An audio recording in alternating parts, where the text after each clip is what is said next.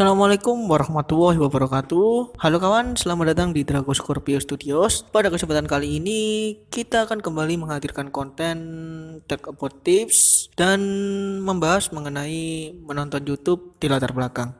Kalau kita bicara soal YouTube, YouTube ini merupakan salah satu situs streaming video terbesar untuk saat ini. Dan kita nggak bisa menutup mata bahwa ada konten YouTube yang tidak menjadikan visual sebagai pusat utama. Mereka lebih menonjolkan sisi audio untuk dinikmati para penontonnya. Beberapa contohnya seperti konten podcast, musik, atau ceramah.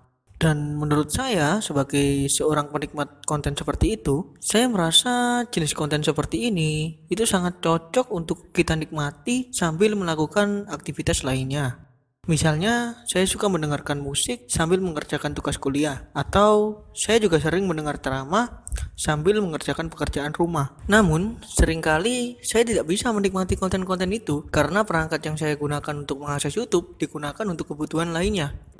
Seperti misalnya, saya tidak bisa mendengarkan lagu di YouTube ketika saya ingin browsing tugas melalui ponsel saya. Karena apabila saya memainkan lagu di aplikasi YouTube, lalu membuka browser, maka lagunya akan terpause. Jadi kalau mau mendengarkan musik, harus di perangkat lain atau tidak bisa sambil buka aplikasi lain. Dan hal ini yang mendorong saya mencari cara memainkan YouTube. Tapi ketika saya ingin membuka aplikasi lainnya, video di YouTube masih tetap berjalan. Dengan begitu, saya bisa menikmati YouTube sambil melakukan aktivitas lainnya. Misalnya bisa memutar lagu sambil bermain game, atau bisa memutar drama sambil browsing. Dan setelah saya mencari dari berbagai sumber, saya menemukan kalau di perangkat desktop seperti komputer, laptop, atau notebook, kita bisa menikmati YouTube di latar belakang dengan sangat mudah. Karena memang sistem operasi desktop sudah dirancang untuk menjalankan beberapa aplikasi secara bersamaan. Jadi kita tinggal membuka browser, mengakses situs YouTube, memutar video, dan meminimize jendela browser tersebut. Tapi lain cerita kalau yang kita gunakan adalah perangkat ponsel atau perangkat mobile. Hingga saat ini perangkat mobile masih didesain ketika menjalankan satu aplikasi, maka jendela yang aktif hanya untuk satu aplikasi itu saja. Makanya ketika kita memutar video lalu beralih ke aplikasi lain, video yang sedang kita putar akan otomatis terpause. Itu juga yang menyebabkan kita tidak bisa memutar video di YouTube sambil menggunakan aplikasi lainnya di perangkat yang sama. Namun berbeda dengan perangkat desktop, karena di perangkat mobile fitur ini hanya ada khusus untuk pengguna YouTube Premium saja. Dan seperti namanya, YouTube Premium ini merupakan layanan YouTube yang berbayar. Dengan berlangganan YouTube Premium, kita bisa mendapatkan fitur-fitur tambahan yang tidak bisa dinikmati pengguna gratis pada umumnya. Salah satunya ya memainkan YouTube di latar belakang. Cuman dari segi harga, YouTube Premium ini tidak bisa dibilang murah. Harga standar dari YouTube Premium ketika video ini dibuat masih sekitar 60 ribuan per bulan. Kalau saya sih mending nggak bisa nonton di latar belakang ketimbang bayar 60 ribu per bulan. Meskipun ya memang ada banyak fitur lain seperti video tanpa iklan. Cuman tetap saja itu seharga kuota saya sebulan, dan setelah saya langganan saya masih harus beli kuota juga buat YouTubean. Jadi menurut saya kalau mampu ya silahkan YouTube Premium aja. Cuman kalau dirasa berat ya mending cari cara lain aja. Karena ternyata ada banyak cara untuk tetap bisa putar YouTube di latar belakang tanpa biaya sepeser pun. Dan itulah yang akan saya jelaskan di sini.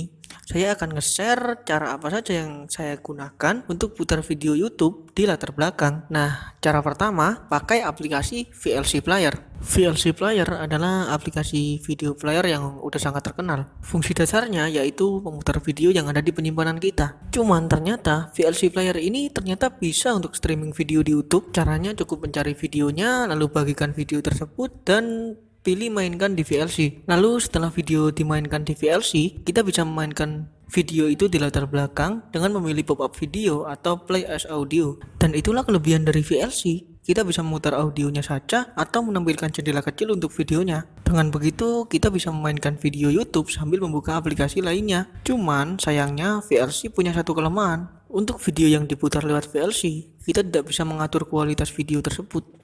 Jadi terkadang videonya diputar di kualitas rendah dan kadang itu malah diputar dengan kualitas tertinggi. Tentu ini jadi masalah besar untuk orang yang kuotanya pas-pasan seperti saya. Bisa-bisa dipakai sebentar langsung dapat notifikasi mohon isi paket Anda. Dan itulah yang membuat saya mencari alternatif lain lalu menemukan cara kedua, yaitu dengan aplikasi yang bernama Minimizer for YouTube. Catat baik-baik nama aplikasinya karena aplikasi ini itu dulunya ada di Play Store. Namun terakhir kali saya cek itu udah ngilang. Nah, ada perbedaan signifikan antara VLC dan Minimizer for YouTube. Jika VLC itu memang aplikasi pemutar video yang Salah satu fiturnya adalah streaming. Minimizer for YouTube ini itu lebih mendekati ke browser. Jadi modelnya kayak ini adalah browser khusus YouTube yang kalau kita tekan home screen atau beralih ke aplikasi lain, browser tersebut tetap bisa jalan di latar belakang. Makanya kalau kita buka aplikasi tersebut, yang akan tampil adalah laman YouTube versi web. Itu sama persis seperti waktu kita ngakses YouTube melalui browser. Dan karena dari segi tampilan aja udah sama, dari segi fitur juga persis sebagaimana YouTube versi browser. Kelebihannya ya kita jadi bisa mengatur kualitas video, memilih subtitle, ya intinya fitur-fitur yang ada pada YouTube lah. Jadi dari segi fitur sebenarnya ini sudah yang terbaik untuk putar YouTube di latar belakang. Bahkan sebenarnya kita tidak bisa shuffle video di suatu playlist kalau kita menggunakan browser. Dan Minimizer for YouTube memberikan fitur tersebut di aplikasinya, kita jadi bisa memutar video di playlist secara acak. Cuman ada beberapa kelemahan dari Minimizer for YouTube yang ini bisa dibilang cukup wajar karena memang aplikasinya kan masih terus dikembangkan. Salah satu kelemahannya itu ada di interface aplikasinya yang menurut saya emang agak sedikit kurang tertata. Jadi untuk sebagian orang mungkin akan sedikit kesulitan untuk mengeksplor fitur-fiturnya. Cuman itu masalah kecil, itu tidak berimbas di fungsi aplikasinya. Justru yang fatal itu saya selama menggunakan Minimizer for YouTube itu sempat menemukan yang namanya bug, dan bugnya ini agak mengganggu juga. Setidaknya saya masih ingat ada beberapa bug, di antaranya itu tombol pause terkadang nggak fungsi, jadi kadang sudah ditekan videonya masih lanjut aja. Lalu yang nyusahin kalau kita buka komentar ya, habis itu geser ke bawah, geser ke atas, maka videonya itu bakal terrefresh, dan kalau udah refresh ya videonya bakal ngulang dari awal lagi. Itu yang paling ngeselin, tapi ya cukup wajar dan tidak begitu mengganggu juga. Ya udah, itu adalah dua aplikasi yang saya rekomendasikan jika kalian ingin menikmati YouTube di latar belakang secara gratis di perangkat mobile. Dan sebelum masuk ke bagian akhir, sebenarnya saya ada satu rekomendasi aplikasi lagi untuk memainkan YouTube di latar belakang. Cuman saya nggak sarankan kalian pakai aplikasi ini karena meskipun ya dari segi fitur sebenarnya lebih unggul dari dua aplikasi tadi. Udah bisa putar YouTube di latar belakang, interface-nya rapi seperti pemutar musik pada umumnya. Terus yang paling luar biasa dari aplikasi ini, selain minimize YouTube, bahkan bisa terjemahin subtitle video juga. Jadi udah kayak gabungan Minimizer for YouTube, musik player, sama link YouTube. Cuman sayang, yang saya nggak suka dari aplikasi ini, kalau kita nonton YouTube lewat aplikasi ini, iklan nggak bisa muncul.